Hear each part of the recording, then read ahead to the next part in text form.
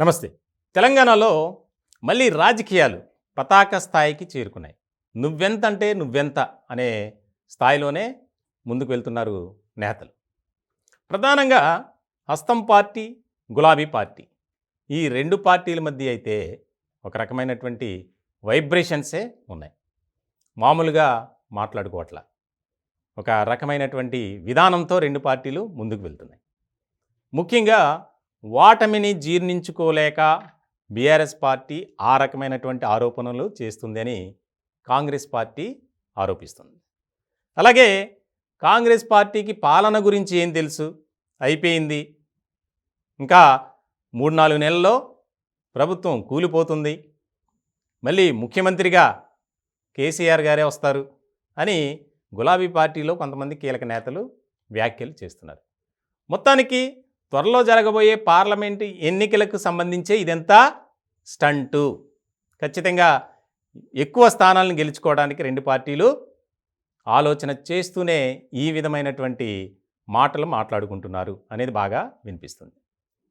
ఇటీవల చూస్తే ఎన్నికల ఫలితాల తర్వాత సైలెంట్ మోడ్లోకి వెళ్ళినటువంటి కేసీఆర్ మళ్ళీ ప్రజాక్షేత్రంలోకి రావడానికి సన్నద్ధమవుతున్నారు.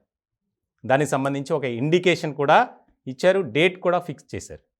ఫిబ్రవరి 13వ తేదీన నల్గొండలో భారీ బహిరంగ సభ. ముఖ్యంగా కృష్ణా జలాల వ్యవహారానికి సంబంధించి నా పోరాటాన్ని కానీ ఉద్యమాన్ని కానీ కొనసాగిస్తా, తెలంగాణ ఉద్యమంలో ఏ విధమైనటువంటి పాత్ర పోషించానో అలాగే ఈసారి కూడా ఉండబోతుంది అనేది. అంటే ఈ సంకేతం దేనికి?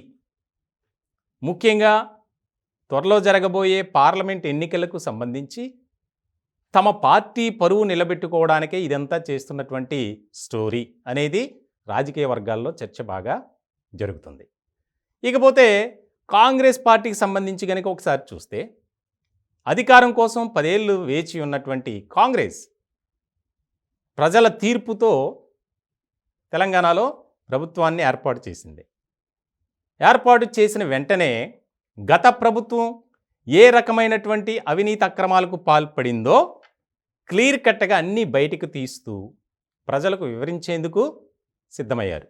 దానిలో భాగంగానే ఒక్కొక్కటిగా బయటకు తీస్తున్నారు. తద్వారా రానున్నటువంటి పార్లమెంట్ ఎన్నికల్లో 17 స్థానాల్లో 12 స్థానాలు టార్గెట్గా పెట్టుకుంది కాంగ్రెస్. ఎలా అయినా మనం గెలుచుకోవాలి. అలాగే పాలనాపరమైనటువంటి అంశాలు కనుక చూస్తే త్వరలోనే కాంగ్రెస్ పార్టీ కూలిపోతుంది, మళ్ళీ ముఖ్యమంత్రిగా కేసీఆర్ అవుతారు, ఇది రాసి పెట్టుకోండి అని గులాబీ నేతలు వ్యాఖ్యలు. ఇలాంటి సందర్భంలో రాష్ట్రంలో గులాబీ పార్టీ అనేది కనిపించదు, ఇక కనుమరుగైపోతుంది, పార్టీ సమాధి అయిపోయిందని చెప్పి కాంగ్రెస్ నాయకులు విమర్శిస్తున్నారు.